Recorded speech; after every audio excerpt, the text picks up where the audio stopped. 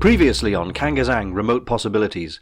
Jeff Spooner and Ray Scump have finally recovered the mystical universal remote control and narrowly escaped alive after being attacked by the invasion fleet of the Scrag Empire led by Overlord Kelvin. Escaping the fleet in their tiny and damaged spaceship, the Marshmallow Penguin, Jeff and Ray need to find somewhere to repair the damage, and Jeff still wants a pint and a kebab, with all the trimmings. Chapter 8. Metal and Mental. Whizzing through the stars as fast as their damaged little craft could go, Jeff and Ray took stock of their current situation. Jeff studied the universal remote. How such a small and simple object could make someone incredibly powerful and cause so much trouble at the same time was beyond him. Then again, the workings of a digital watch were beyond him too. He scratched his head and looked at his friend. "Who made this thing, Ray?" Ray was looking intensely at the controls in front of him, trying to work out what the extent of the damage was. He answered without looking up. "Nobody knows, really. Well, the old legend says that a race called the Methuselahs were the keepers of it. They're the oldest race in the universe. Immortals, basically." He rubbed his beard as he tried different combinations of switches. "It's been said that when the universe was first created, it wasn't working perfectly. Well, the major things, planets, stars, etc. were, but the minutiae need tweaking. So someone, the creator, if you subscribe to that theory, put together a tool that would fix certain things at a smaller level." "Ah," said Jeff, trying to make the information fit into his already overcrowded brain. "So this tool, then, it's got the power to remake things. How does it work? Do you have to choose the settings or something?"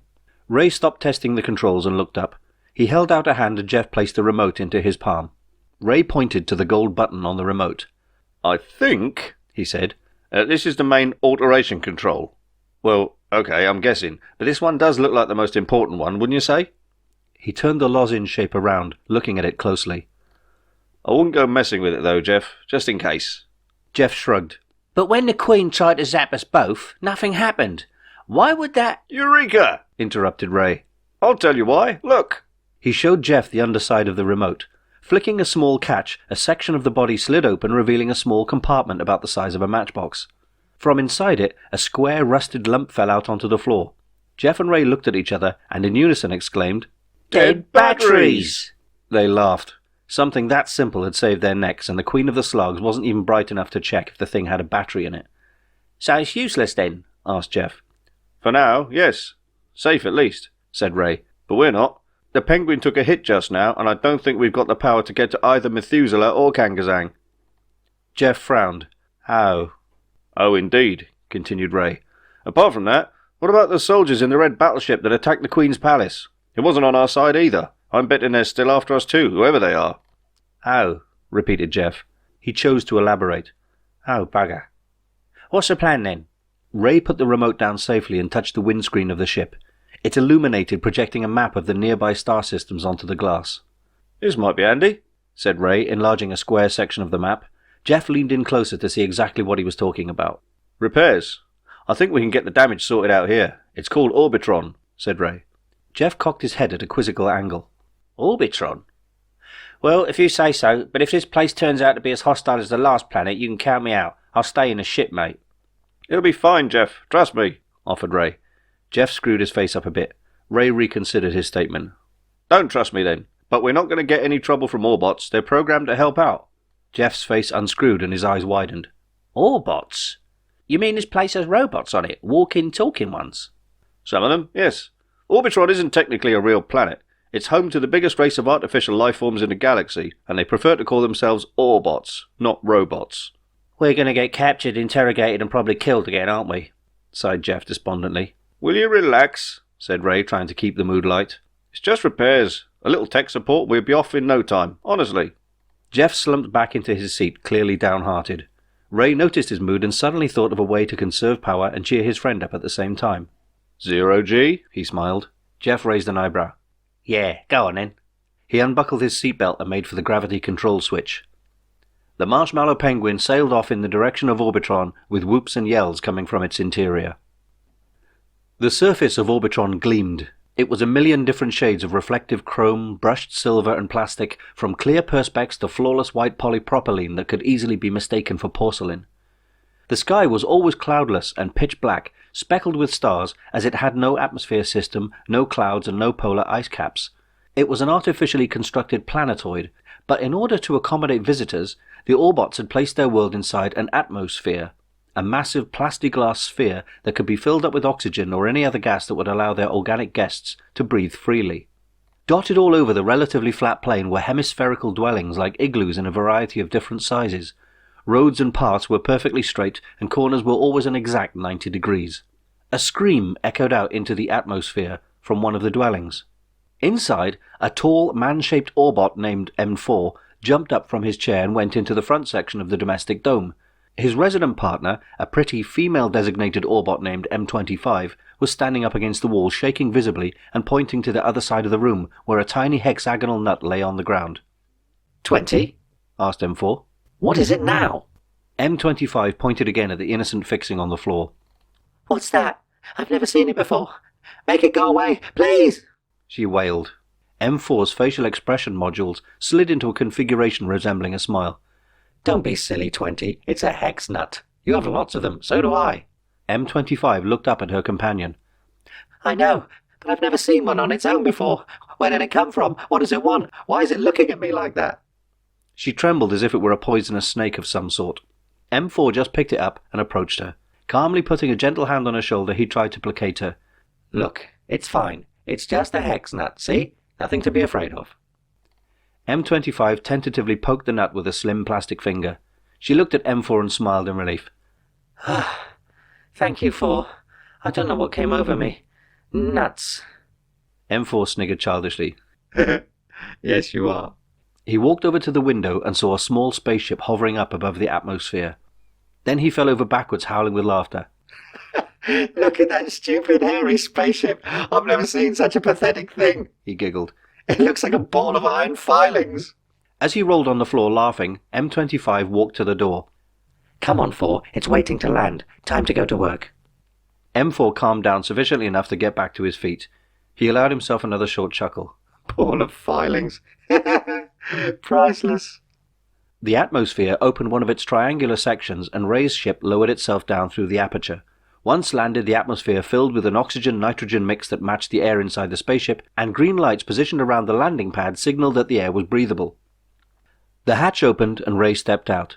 He took a deep breath and looked around. Coast is clear, Jeff. You can come out, he called.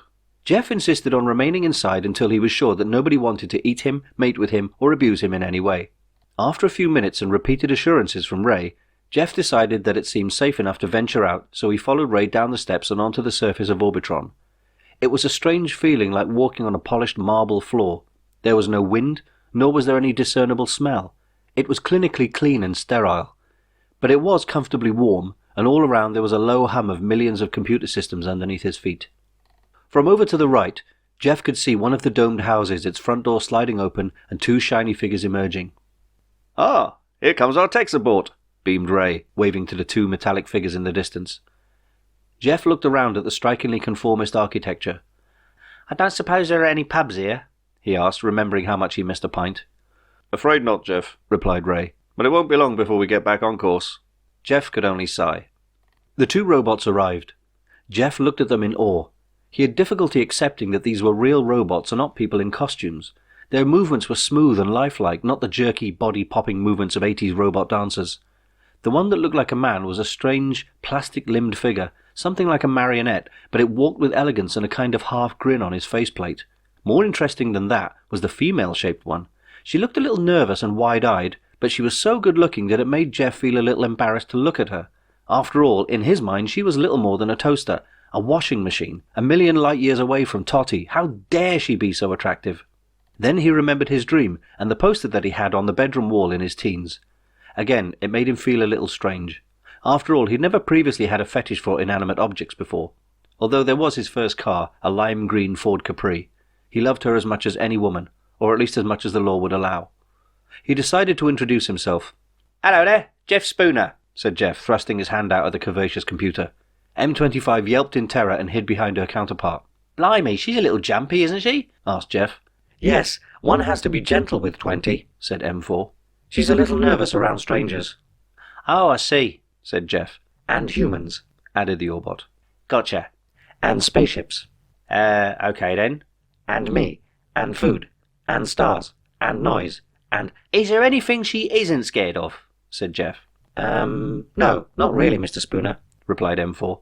but she'll get used to you in a minute. Ray stepped in. I'm Barbara Ray. You can call me Ray. We need repairs to our spaceship. He pointed at the Penguin. Could you take a look at her? M4 looked at the two men. He grinned, which Jeff found rather disconcerting. Of course, Mr. Ray, said M4. I'm designated M4, and this is M25. We'll be happy to... He was looking over at the marshmallow penguin. Happy to... He smirked. I'm sorry, Mr. Ray, he said, holding a hand over his mouth. It's just that... He began to chuckle. Is that your spacecraft? He asked, beginning to shake. Yes, it is. Why? Replied Ray, eyeing the twitching android with suspicion. M4 couldn't hold it in any longer. He burst out laughing. All Jeff and Ray could do was look on in total puzzlement. They'd never seen an artificial being laugh so heartily, and it felt slightly offensive.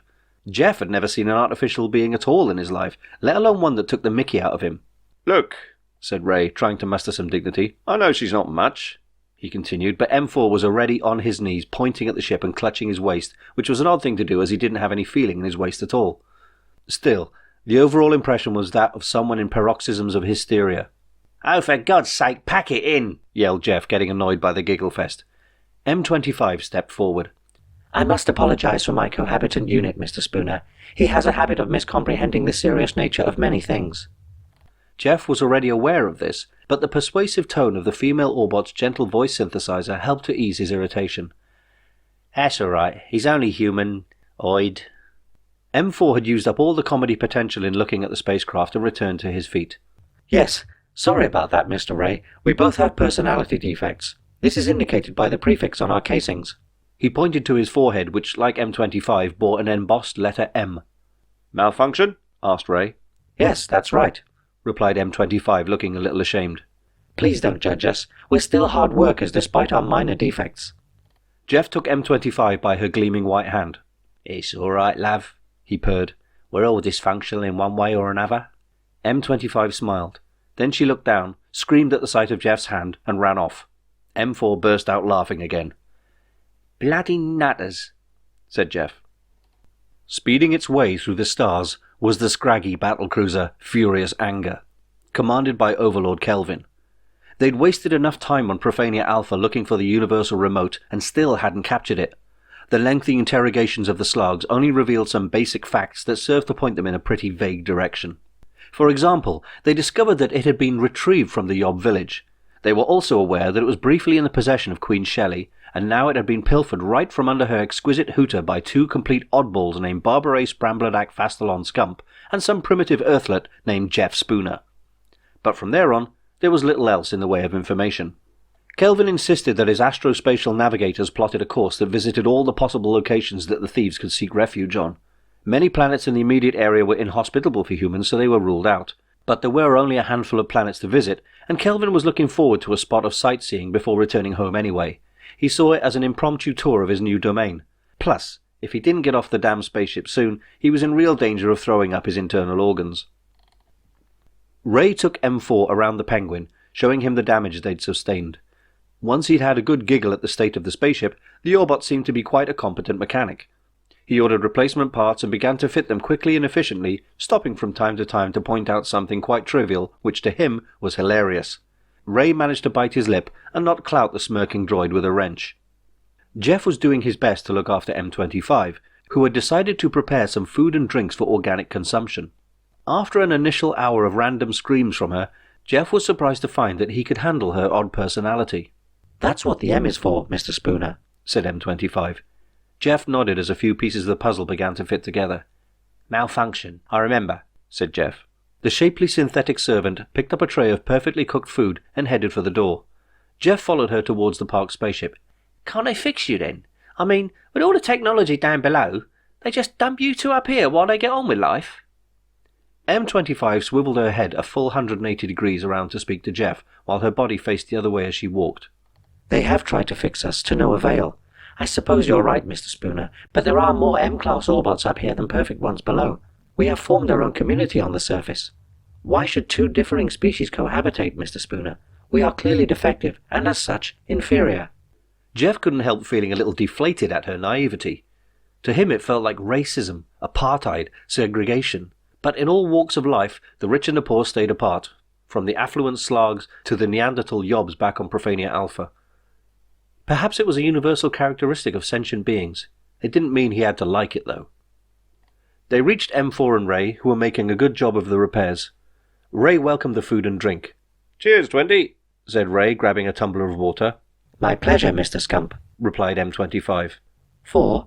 Do you require power or maintenance at this juncture? She asked her fellow Orbot. No, thank you, 20. Replied M4. He looked at Ray, glugging down his drink, and began to giggle. He's pouring water into his head. Jeff suddenly realized that M4 had a point. When seen from a different point of view, almost anything could be seen as humorous. He laughed too, and it felt good to laugh. He hadn't laughed for what seemed like ages. Listen, you two, said Jeff. It's something I just realised. Back on my planet, there are 2 roads called M4 and M25. Did you know that? This started M4 off again. He rocked as his shoulders bounced up and down in amusement. Really? That's fantastic. Hey, 20, they've named streets after us. We're famous. He went off again, laughing heartily. Jeff waved a hand to try and cut his laughter short. Yeah, well, you two need better names. And just because those snobs underground have stamped you with an M as a badge of imperfection doesn't mean you should accept it. Ray wondered what he was getting at. This was a more thoughtful side of Jeff. "What do you suggest, Jeff?" he asked. "I mean, Bob and Sheila don't exactly fit, do they?" M4 screamed in hysterics. Bob and Sheila. Priceless. He howled. Well, I had a think, and M4, from now on, you're Gridlock, and M25 can be Tailback. How's that? Suggested Jeff with a smile. M25 repeated the name tentatively. Tailback. Tailback. Yes, I like it. Thank you, Mr. Spooner. She beamed. M4 ran an internal logic algorithm. Then he nodded. Gridlock. It's funny, but it's good to have a proper name like you, Mr. Spooner. And that's another thing. You can forget the Mr. Spooner nonsense, okay? Call me Jeff and call him Ray. Got it? Both Orbots nodded in agreement. For the first time since their operation days, they began to feel accepted. Perhaps this would be the start of the new life that they dreamed of. Ray remembered the universal remote and its missing batteries. Take a look at this, if you would," said Ray. He pulled the remote out of his coat pocket and held it out for the Orbots to examine. With an ear-piercing yelp, the female droid jumped off the ground and into Jeff's arms, where she sat trembling in fear. Steady on, Tailback, said Jeff. For the rest of the evening, Jeff and Ray restocked their spaceship with fresh supplies of water, food in dehydrated biscuit form, not to be confused with hair products, and toilet roll. To be more accurate, the Orbots didn't actually have toilet tissue, but they did have a large stock of perforated printout paper which, although a bit coarse to the discerning derriere, it performed its new task adequately enough. Ray and Gridlock sat indoors trying to work out the next leg of the trip. They downloaded some up-to-date galactic star charts and attempted to plot an efficient course to KANGAZANG via the distant world of Methuselah. Jeff, as usual, had no idea what they were on about, so he was excluded from the nerdage. This was fortunate for him, as he rather enjoyed being in the company of Tailback. Alright, so she wasn't quite a real human female, but he found it relaxing to be in the company of a woman who didn't hate him. Despite her random phobias popping up unexpectedly, he felt quite protective towards her. Is Gridlock your, boyfriend, then? He was embarrassed to admit to himself that he was actually chatting up a machine. Gridlock is designated a male unit. He was the first Orbot that I came into contact with when I was reassigned to the surface. Other than that, I do not quite understand your question. Jeff tried again. Well, obviously you two have lots in common. No, that's not it. Do you have feelings for each other? No. He trailed off, trying to think of a way to elaborate. Do Orbots know what love is? Said Jeff, deciding to start with the basics. Tailback turned her head unit at a slight angle as she momentarily accessed a long-lost data file. Love. Biological models of both sexes tend to view love as a mammalian drive, much like hunger or thirst. Leading human experts in the topic of love divide the experience of love into 3 partly overlapping stages: lust, attraction, and attachment. Lust exposes people to others, romantic attraction encourages people to focus their energy on mating, and attachment involves tolerating the spouse long enough to rear a child into infancy. Is that what you mean? Jeff blinked. I've no idea what you just said, but I think you've got the gist of it. Ray sat next to Gridlock, who had detached his right hand at the wrist and plugged it into a network portal on the wall. A large portion of the wall illuminated with the default opening screen of the info hex.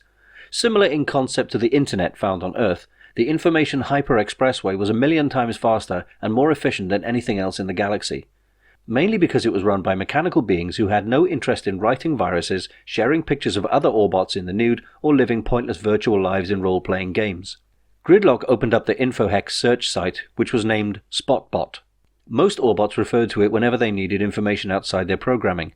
It contained around a Google of data-saturated pages, but to call it Google would have been, for want of a better adjective, silly. Gridlock thought it was funny anyway. Gridlock thought everything was funny. Gridlock thought that gruesome injuries on a battlefield were funny, if you recall. Once they'd downloaded the relevant trajectory and course coordinates for the journey, Ray asked Gridlock to take a look at the Universal Remote.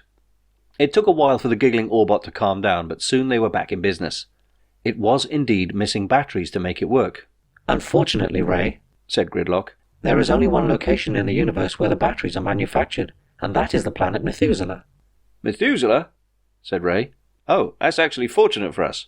Better that this thing doesn't work at all. In addition, Methuselah is nearer than KANGAZANG. You can deliver the remote first, said Gridlock. Oh, that's good. We need to get rid of this because I think we're being followed. By the battleship that damaged your marshmallow penguin? Asked Gridlock, snickering as surreptitiously as he could. Yes, said Ray, nodding solemnly.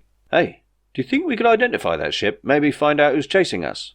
Gridlock nodded and opened up a new site, one that enabled anyone to find a particular spacecraft of any sort. Describe the ship as best you can, said Gridlock. Well, it was big and red, like a shark, said Ray, starting with the basics. Gridlock fell backwards, howling with laughter. Ray sighed. It's going to be a long night. He gazed out the window at the dark starry sky and the two talking shapes outside. So, said Jeff, still on the same subject but trying a different approach, are you and Gridlock in love with each other? He realized that he was back in the familiarity of being completely out of his depth again. Tailback accessed her internal servers again. In sociology, familial love is a type affinity or natural affection felt between members of a group bound by common ancestry or blood ties. The cultural ideal of familial love is one that is committed, unconditional, selfless, emotionally full, and reciprocally returned by the other. Jeff shook his head. Right. Never mind, eh? He turned to head back towards the domed enclosure, but Tailback touched his arm. Gridlock is not my friend boy. He is closer in sentiment to my sibling. A brother, perhaps. She smiled, which had the strange effect of making Jeff blush like a 12-year-old with a crush. Oh, well, that's fine. I just wanted to know what the situation was, that's all, he mumbled sheepishly. Tailback pointed a smooth plastic finger at her smooth plastic face. Kiss me, Jeff. Jeff's heart and brain went into a fierce battle with each other. As such, neither organ was available for comment. She asked again. Kiss me. Said Jeff, trying to stall for time while his brain fought against an internal mutiny. Tailback took the initiative and held Jeff by his shoulders. Pulling him closer, she planted a kiss onto his rapidly stuttering lips. Holding him there for a few seconds for effect, she saw his eyes close and his shoulders relax. Then she pulled away. I assume you enjoyed that, she asked. Jeff had to admit that despite the smooth and cold sensation, he did, and he smiled embarrassedly to acknowledge it, but Tailback didn't alter her blank expression. I felt nothing. I'm sorry, but I seem to lack the ability to experience the feeling of love as you know it. I understand the basic concept, and have a familial concern for Gridlock, encompassing— It's all right. I understand. No need for the sermon again, interrupted Jeff. He realized how ridiculous this whole situation was. But ridiculous situations, as we have seen, are extremely common in this reality, so Jeff was doing rather well, if truth be told. Tailback could see that she'd made Jeff feel a bit embarrassed. My apologies, Jeff. I would like to be in love the way humans do, but the implementational data just doesn't exist. Jeff smiled. I know what you mean. Sometimes I think I'm a few files short of a program too. Jeff and Tailback turned around to see Ray and Gridlock hanging out of the window of the dome, laughing uncontrollably. The next morning, all was ready. Jeff and Ray stood at the entry hatch of the Penguin and bade farewell to the robots. What a great couple of droids, said Ray as they watched the two robots leave the platform and enter their domed house. Jeff had to agree. Yeah, you know what? I bet they're a lot more human and a lot more fun than their so-called superiors underground. Bloody stuck-up cyber toffs. They'll be all right. I'll miss them. And I dare say you will too, eh? Said Ray, giving Jeff a playful nudge with his elbow. Get off. She's a nice girl. I mean Orbot, replied Jeff, a little annoyed and embarrassed simultaneously. Anyway, I'm not bothered what you think. She's tons better than Sarah ever was. Ray allowed himself a short giggle. Hanging around with Gridlock had obviously influenced him to see the funny side of things. They went to the cockpit area and strapped themselves in. Ray made some pre-flight checks and opened the intercom channel. Orbitron Repair Station, this is the Marshmallow Penguin, ready for takeoff. Do you read me? There was no answer. Ray reiterated his request. Orbitron Repair Station, this is the Marshmallow Penguin, do you read me? Still no answer. I'll try another channel, said Ray, switching over. A short static burst signaled that they'd got through to someone. Marshmallow Penguin, this is Orbitron Atmosphere Control, preparing to open in 20 pulses. Thank you, Orbitron Control, said Ray. Wonder what happened to Tail and Grid, he mused. End of Chapter 8.